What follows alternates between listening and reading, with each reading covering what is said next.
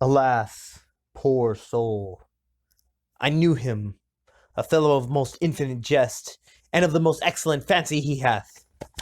Bore me on his back thousands of times. I shall throweth a party for that gent.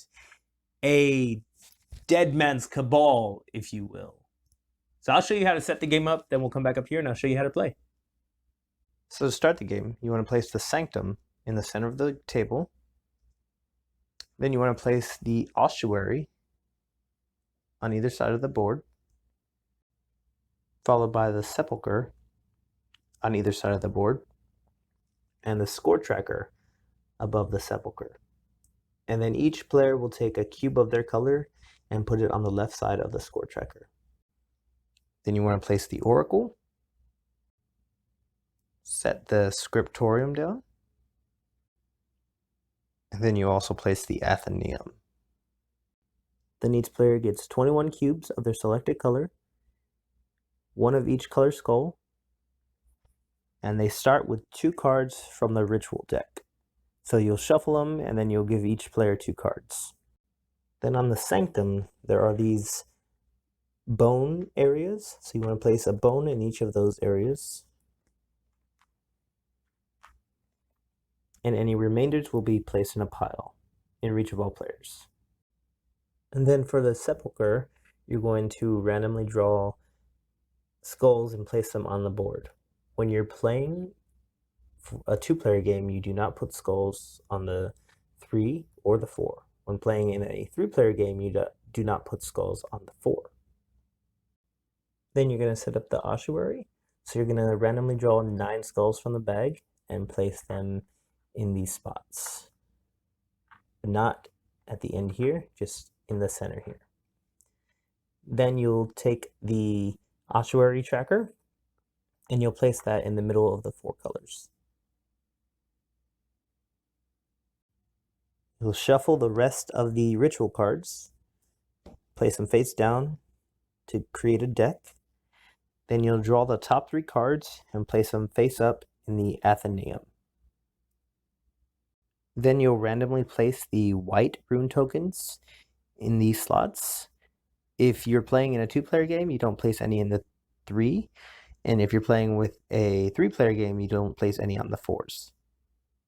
Then you're going to shuffle the black runes and I create multiple stacks because it's a lot if you want to create 1 stack.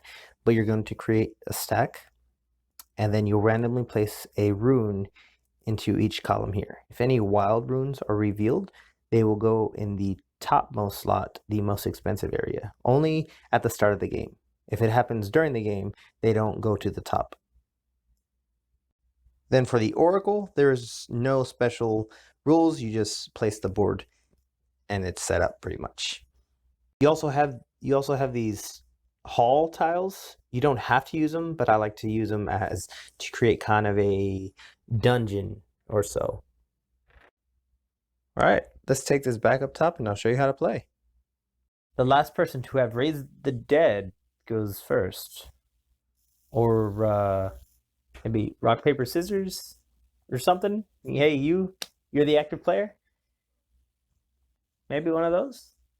So on your turn, you're going to get 1 public action and 1 private action. The private action comes first, and the way you do that is you're going to take the skull drawbag.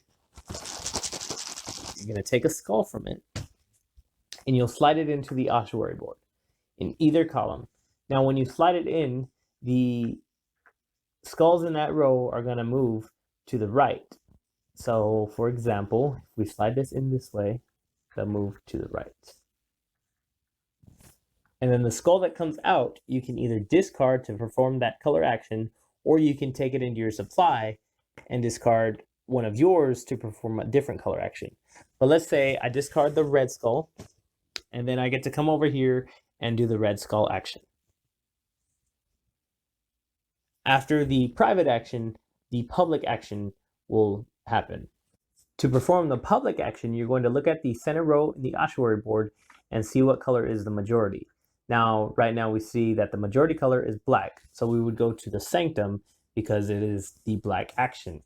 Now, if there was a majority of different colors, so say there was black, red, and white, then it would be the active player's choice between those three of which one they want to go to. Each time the public action is taken, you will cover that color action with the cow skull. So say we do the public action black, which is the Sanctum, we would cover it with the cow skull to know that next public action, we cannot do that. You cannot do the same public action twice in a row. If a public action is blocked, but those are the only colors in the ossuary board on the center column, so say the black is blocked, and that's the only colors available, then the active player would choose any other color to go and do that action. Now, all players may do the public action, but all players don't have to do the public action. Let me go and explain the action boards, starting with the athenaeum or gold skull action board. So in this area, this is where you're going to be acquiring guests for your party. So you can gain 3 bones from the stockpile and no cards. You can gain 1 bone and take a card from either the face-up area or the draw deck. You can also pay 1 bone, and you can draw back up to 5. So if you're at 2, you can draw 3. If you're at 1, you can draw 4. And you can mix and match. You can draw from the face-up and face-down decks, or all face-up, or all face-down.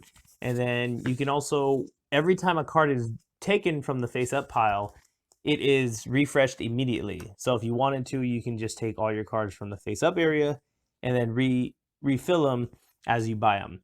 Now, if ever your guests exceed more than 5 in your hand, then you must discard down to 5 immediately. You know, you can't have too many guests at the party.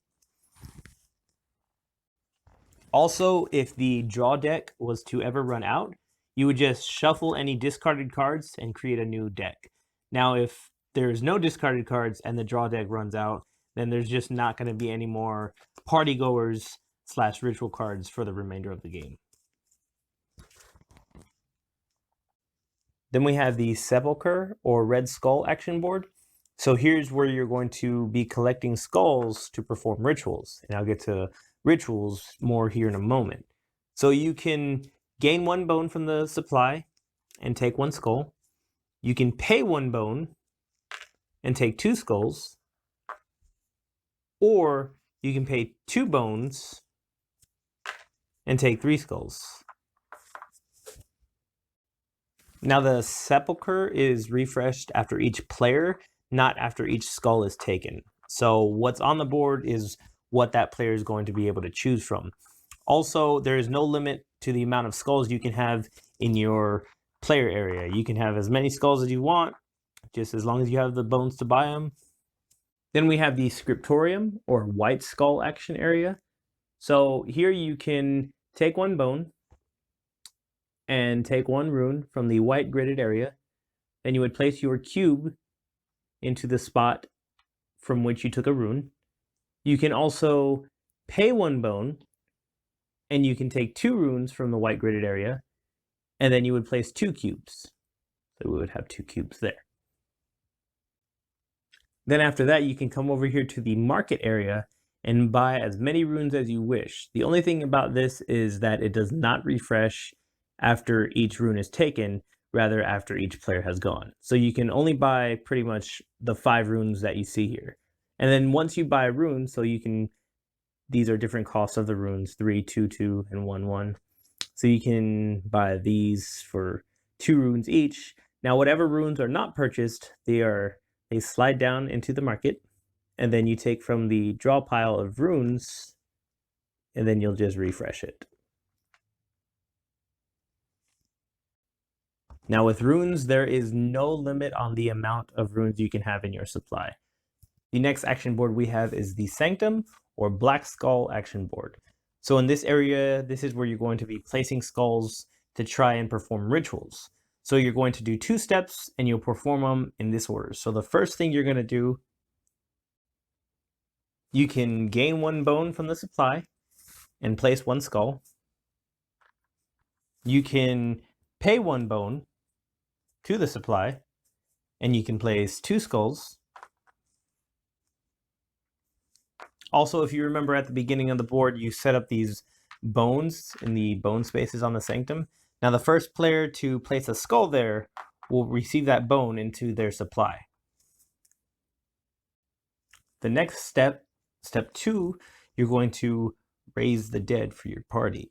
So if the skulls allow you to complete a ritual, you can complete that ritual. You can do one ritual for no cost, so for free basically, or you can do 2 rituals for the cost of 2 bones. Also, if this is a public action, all players will do step 1 first, and then all players will do step 2. The way you perform a ritual is you're going to look at the skulls on the ritual card, and if they're connected by an unobstructed line on the Sanctum, you can perform that ritual. So, for example, we need 3 black and 1 red here. So you would have 3 black here and 1 red. That's an unobstructed line. An obstructed line is if you had 3 black here and an empty space and then the red, that's one obstructed line. You can't perform that ritual. Another one is if you had a gold here, you have 3 black, a gold, and then a red. Well, you don't need any gold here, so you can't perform that ritual either.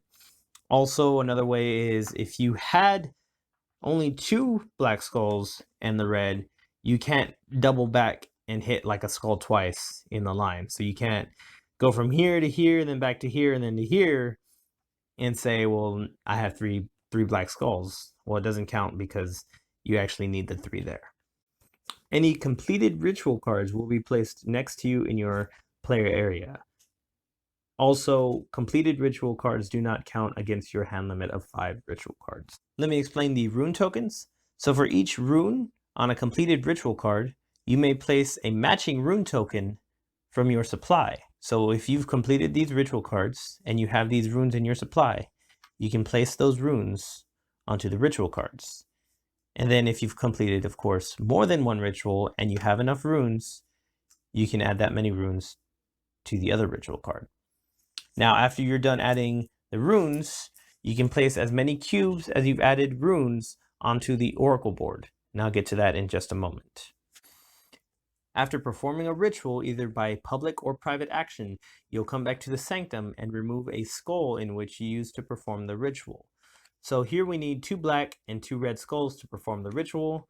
We have the line of 2 black and 2 red. We perform the ritual, then we come back and remove a skull. Now, if you look here at the arrow, it shows you which color skull you need to remove. So it says we need to remove black. So we'll remove 1 black skull. It goes back into the bag.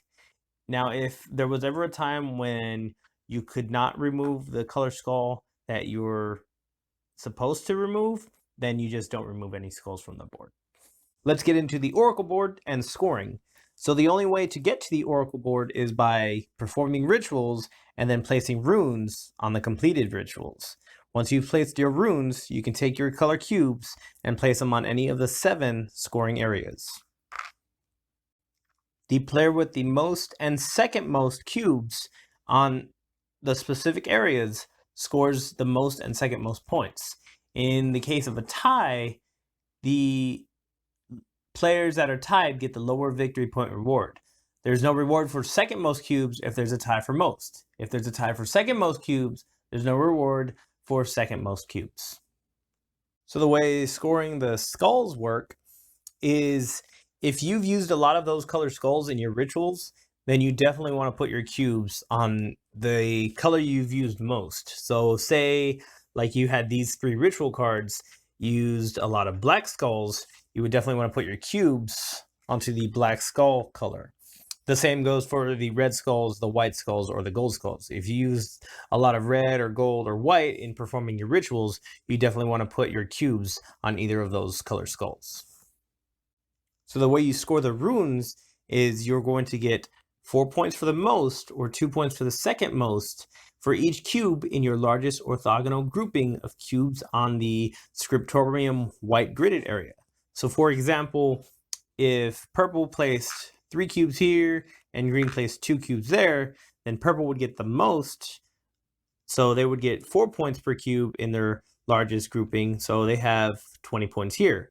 And then green would get the second most points in their largest grouping. So they have 2 points times each cube. So that would be 8 points. Then we have the cursed star. That one's actually pretty easy. The person with the most cubes there gets 20 points. The person with the least amount of cubes there gets 10 points. Then we have the all skulls. So the player with the most cubes there is going to get 4 points per leftover skull they have in their supply, while the person with the least amount of cubes there, or second most cubes there, is going to get 2 points for every skull left in their supply, regardless of color.